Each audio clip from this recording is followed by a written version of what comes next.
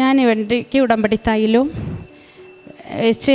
ഉപ്പും തേനും ഞാൻ 3 നേരം ചേട്ടനെ മനസ്സിൽ വിചാരിച്ച് ഞാൻ തന്നെ ആ സ്ഥാനത്ത് ചേട്ടനും പുരട്ടി കൊടുക്കും, എൻ്റെ ദേഹത്തും പുരട്ടി ഞാൻ പ്രാർത്ഥിച്ചു. മാതാവ് ഒരിക്കലും എന്നെ ഞങ്ങളെ കൈവിടില്ല എന്ന് എനിക്ക് ഉറച്ച വിശ്വാസമായിരുന്നു.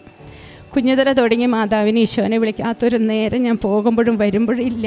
മാതാവേ അത് കണ്ടേക്കണേ എന്ന് പറഞ്ഞ് പ്രാർത്ഥിച്ചു. മക്കളും എല്ലാവരും നിരാശയിലായിരുന്നു, കുടുംബം ഒന്നടക്കം. അപ്പോൾ എനിക്ക് വിശ്വാസം വന്നു, ഇനി ഒരിക്കലും ഒരു കുഴപ്പം മാതാവ് തരില്ല.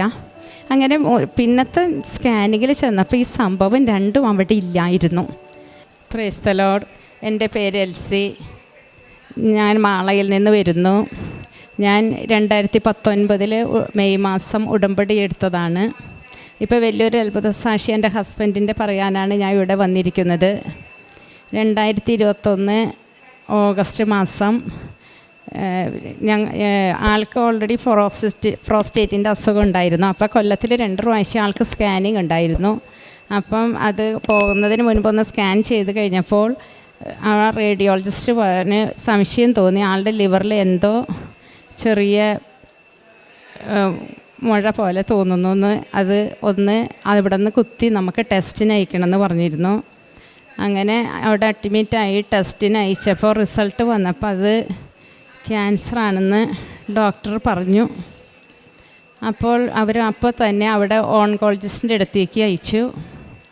ഒട്ടും ഞങ്ങൾ പ്രതീക്ഷിക്കണില്ല.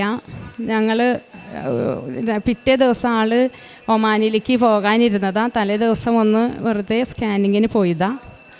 അപ്പോൾ ഓൺകോളജിസ്റ്റ് പറഞ്ഞു ഒന്നും കൂടി നമ്മൾക്കത് ടെസ്റ്റിന് അയക്കാം. വീണ്ടും അതിൽ നിന്ന് ഒന്ന് കുത്തി ഡീറ്റെയിൽ ആയിട്ട് ടെസ്റ്റിന് അയച്ചു. അത് വന്നപ്പോൾ അത് പറയുന്നു കിഡ്നിയിൽ നിന്ന് ലിവറിലേക്ക് സ്പ്രെഡായിരിക്കുകയാണെന്ന്. അത് കേട്ടപ്പോൾ ഞങ്ങളെല്ലാവരും തകർന്നു പോയി. അപ്പോൾ പറഞ്ഞു ഡോക്ടറെ ഞാൻ പിറ്റേ ദിവസം വരുന്നുണ്ട്, ഇപ്പോൾ എനിക്ക് വീട്ടിലേക്ക് പോകണമെന്ന് പറഞ്ഞ് പോകുന്നു. അപ്പോഴും പിറ്റേ ദിവസം ചെന്നപ്പോൾ ഡോക്ടർ പറഞ്ഞു ഇപ്പോൾ തന്നെ അത് ഒരു കിഡ്നി റിമൂവും ചെയ്യണം, ലിവറിൻ്റെ ഒരു ഭാഗം എടുത്ത് മാറ്റണം. ഒട്ടും സമ്മതിച്ചില്ല. മോളോട് പറഞ്ഞു, മോള് ഡോക്ടറാണ്, ഡാഡി എത്ര നാൾ ജീവിക്കും മോളെ, എനിക്കിങ്ങനെ എടുത്ത് മാറ്റി ജീവിക്കണ്ട എന്ന് പറഞ്ഞു. അപ്പോൾ ആൾ ധൈര്യം കൊടുത്തു, ഡാഡി ഒന്നും ഉണ്ടാവില്ല, നമ്മളത് എടുത്ത് മാറ്റണമെങ്കിൽ ആ അസുഖം അതിൽ നിന്ന് അങ്ങ് മാറിപ്പോയിക്കോളും. പക്ഷെ ആൾ ഒട്ടും സമ്മതിച്ചില്ല. വീടാകെ തകർന്ന് വല്ലാത്തൊരവസ്ഥയിലായിരുന്നു ഞങ്ങൾ ഒരാഴ്ച. ആൾ MDയുടെ കോച്ചിങ്ങിന് പോയിക്കൊണ്ടിരിക്കുകയായിരുന്നു. 1 മാസം പരീക്ഷയ്ക്ക് ബാക്കിയുണ്ടായുള്ളൂ. പുസ്തകം അടച്ചു വെച്ച് പറഞ്ഞു ഇനി ഞാൻ ഡാഡിനെ കൊണ്ട് ട്രീറ്റ്മെൻറ്റിന് പോവാം, പരീക്ഷ പിന്നെ. അങ്ങനെ ഒത്തിരി ഡോക്ടേഴ്സിൻ്റെ അടുത്ത് പോയി. അവിടെ ഒരു 5 ഹോസ്പിറ്റലിൽ പോയപ്പോഴും അവരെല്ലാവരും പറഞ്ഞത് ഈ ഒരു ഡിസിഷൻ തന്നെയാണ്. അപ്പം ഒരു ആസ്റ്റർ മെഡിസിറ്റിലാണ് ഞങ്ങൾ ലാസ്റ്റ് ചെന്നെത്തിയപ്പം ആൾക്ക് വണ്ണം വയറൊക്കെ ഉള്ളത് കൊണ്ട് ഇത് ഇച്ചിരി ബുദ്ധിമുട്ടുണ്ട്. ഞങ്ങൾ ഡോക്ടറുടെ അഭിപ്രായം ചോദിച്ചപ്പോൾ 2 കിഡ്നിയുടെ ഡോക്ടറും ഇത് തന്നെ പറഞ്ഞു, ലിവറിൻ്റെ ഡോക്ടറും ഇത് തന്നെയാണ് പറഞ്ഞത്. എന്നിട്ട് ഈ ഫിസിഷ്യൻ ഓൺകോളജിസ്റ്റ് പറഞ്ഞു നിങ്ങൾ ഇതിന് വില്ലിങ് ആണെങ്കിൽ ഞാൻ കീമോ ചെയ്ത് നോക്കാമെന്ന് പറഞ്ഞു. അപ്പോൾ ചേട്ടന് ഒത്തിരി സന്തോഷമായി, കീമോ ചെയ്തോട്ടെ എന്ന് പറഞ്ഞു. അപ്പം ഞാൻ പറഞ്ഞു ഞാൻ എന്തായാലും ഉടമ്പടി എടുത്തതല്ലേ, മാതാവ് ഒരിക്കലും കൈവിടില്ല, പരീക്ഷണങ്ങളാണ്, ദൈവത്തിൽ ഒന്നുകൂടി വിശ്വസിക്കാൻ വേണ്ടി തരുന്നതാണ് നമുക്ക് ഉടമ്പടി ഇവിടെ പോയി അച്ഛനെ കണ്ട് പ്രാർത്ഥിക്കാമെന്ന് പറഞ്ഞു. അതിനിടെ കീമോയ്ക്ക് അപ്പോഴേക്കും ഡോക്ടർ സ്റ്റാർട്ട് ചെയ്തിരുന്നു.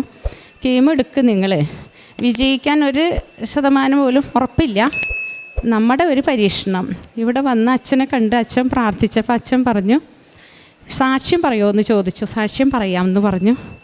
അച്ഛൻ അവിടെ പോയി ഈശോമാതാവിൻ്റെ അടുത്ത് പ്രാർത്ഥിച്ച് റിപ്പോർട്ടൊക്കെ കൊണ്ടുവന്നിരുന്നു. അതൊക്കെ വെച്ച് അച്ഛൻ പ്രാർത്ഥിച്ച് സൈത്ത് എൻ്റെ കയ്യിൽ തന്നിട്ട് പറഞ്ഞു ഈ കിഡ്നിയുടെ ലിവറിൻ്റെ ആ സ്ഥാനം ബാത്റൂമിൽ ചെന്ന് ഇത് വിശ്വാസപ്രമാണം ചൊല്ലി പുരട്ടാൻ പറഞ്ഞു.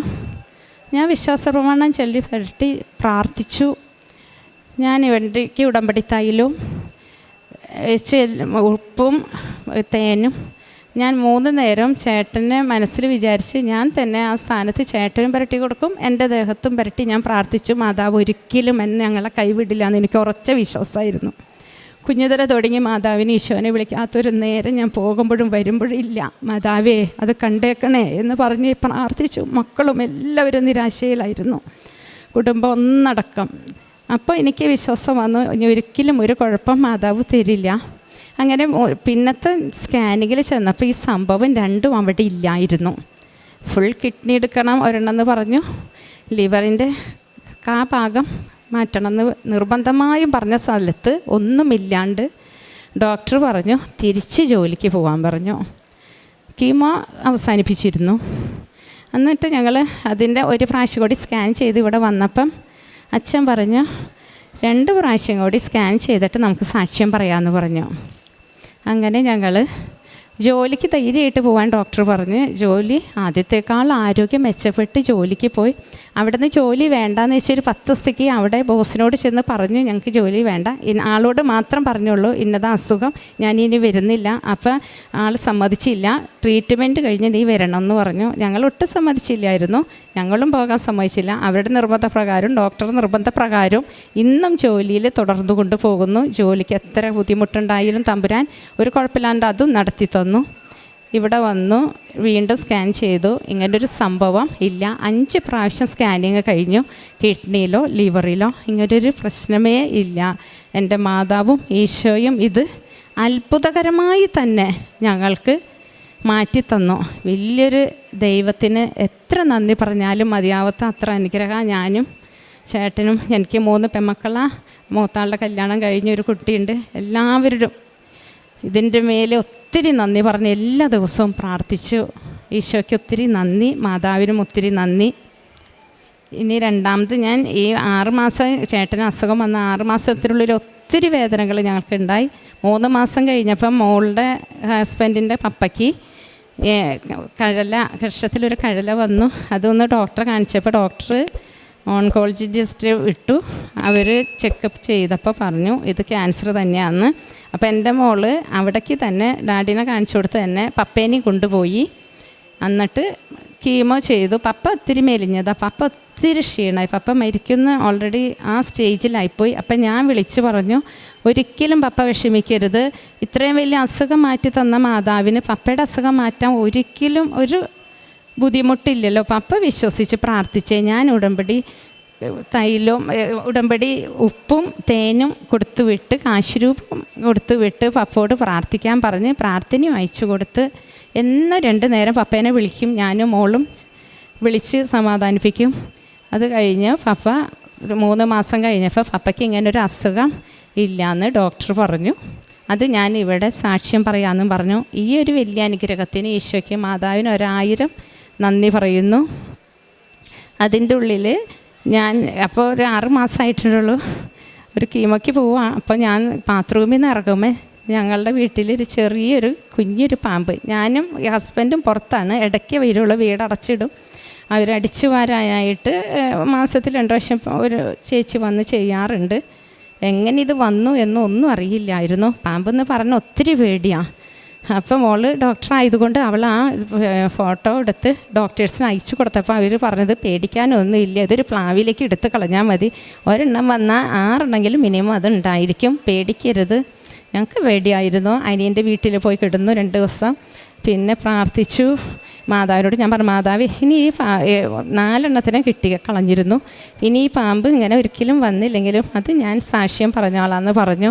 ഈ വേദനയുടെ ഉള്ളിൽ അതും ഒരു വേദനയായി തന്നെങ്കിലും മാതാവ് ഞങ്ങളെ ഒത്തിരി അനുഗ്രഹിച്ചു. അതിന് ഞാൻ ഈശോയ്ക്ക് മാതാവിന് ഞാൻ നന്ദി പറയുന്നു. പിന്നെ എൻ്റെ മോള് കല്യാണം കഴിഞ്ഞിട്ട് 5 കൊല്ലമായി. 3 കൊല്ലം അവൾ പഠിക്കുകയായിരുന്നു. 1 കൊല്ലം കഴിഞ്ഞപ്പോൾ അവൾക്ക് ഒരു കുഞ്ഞ് വേണമെന്ന് പറഞ്ഞ് 1 കൊല്ലം നോക്കിയിട്ട് വാവേനെ കിട്ടാതായിപ്പോൾ ഞാൻ ഉടമ്പടിയിൽ വിഷയം വെച്ച് പ്രാർത്ഥിച്ചു, മാതാവേ ഉണ്ണിനെ തരാണെങ്കിൽ ഞാൻ ഇവിടെ വന്ന് സാക്ഷ്യം പറഞ്ഞേക്കാമെന്ന്. അവൾക്ക് പിറ്റേ കൊല്ലം ഉണ്ണിനെ കൊടുത്ത് ഒരു പെൺകുഞ്ഞിനെ തന്ന് ദൈവം അനുഗ്രഹിച്ചു. ഈശോയ്ക്കും അമ്മയ്ക്കും അതിന് 1000 നന്ദി പറയുന്നു. ഡാഡിയുടെ അസുഖത്തിൻ്റെ ആ സമയത്ത് എൻ്റെ 3ാമത്തെ മോള് MBBS ലാസ്റ്റ് ഇയർ എക്സാം ആയിരുന്നു. എവിടെ ചെന്നാലും ഡോക്ടേഴ്സ് ചോദിക്കും മക്കളെ എന്താ ചെയ്യണേ, കാരണം ഇത്രയും സീരിയസ് അസുഖമല്ലേ എന്ന്. അപ്പം ഞാൻ പറയും മക്കളിങ്ങനെ ഒരാളുടെ കല്യാണം കഴിഞ്ഞ് ഒരാൾ ജോലി ചെയ്യണം, ഒരാൾ MBBS ഫൈനൽ ഇയറാണ്. അപ്പോൾ പറയും ഒരിക്കലും മോൾ അറിയിക്കേണ്ട, എക്സാം സമയമാണ്, ഒരിക്കലും അറിയിക്കരുത് എന്ന് എല്ലാ 5 ഡോക്ടേഴ്സും പറഞ്ഞിരുന്നു. ഞങ്ങൾ പറഞ്ഞില്ല. ഞാൻ ഇവിടെ നിന്ന് വിളിച്ച് അവളുടെ ഫ്രണ്ട്സുകളോട് മാത്രം പറഞ്ഞു അവളെ അറിയിക്കരുത്, ഇങ്ങനൊരു സംഭവം ഉണ്ട്. പക്ഷെ വീഡിയോ കോൾ ചെയ്യുമ്പോൾ ഞങ്ങളുടെ മുഖമൊക്കെ കാണുമ്പോൾ ആൾക്ക് എന്തൊക്കെയോ ഒരിത് കിട്ടി. ആളുടെ പഠിപ്പിനും ഭയങ്കര ബുദ്ധിമുട്ടായി, പഠിക്കാനില്ല. ഒരിക്കലും ഞാൻ പാസ്സാവില്ല. പാസ്സാവുകയാണെങ്കിൽ തന്നെ കൃപാസന മാതാവിൻ്റെ ഒരു അനുഗ്രഹം മാത്രം, അത് സാക്ഷ്യം ഞാൻ പറയും, അല്ലാണ്ട് ഞാൻ ഒരിക്കലും പാസ്സാവില്ല എന്ന് പറഞ്ഞു. പരീക്ഷ വന്നപ്പോൾ നല്ല മാർക്കോടുകൂടി മോള് പാസ്സായി സാക്ഷ്യം പറയാൻ വന്നിരുന്നു. അപ്പം ഡാഡിയുടെ ഒരു ഇതും കൂടി സ്കാനിങ്ങും കൂടി കഴിഞ്ഞിട്ട് മമ്മിയുടെ സാക്ഷ്യം പറഞ്ഞാൽ മതി എന്ന് അച്ഛൻ പറഞ്ഞു. അപ്പം അതിനും ഈശോയ്ക്കും മാതാവിനും 1000 നന്ദി പറയണ്. ഒത്തിരി ഞാൻ ഉടമ്പടിയിൽ വെച്ചതും വയ്ക്കാത്തതുമായ ഒത്തിരി വിഷയങ്ങൾ തമ്പുരാൻ എനിക്ക് സാധിച്ചു തന്നു. എല്ലാത്തിനും ഈശോ മാതാവിന് നന്ദി പറയുന്നു. കർത്താവേ, മരുന്ന്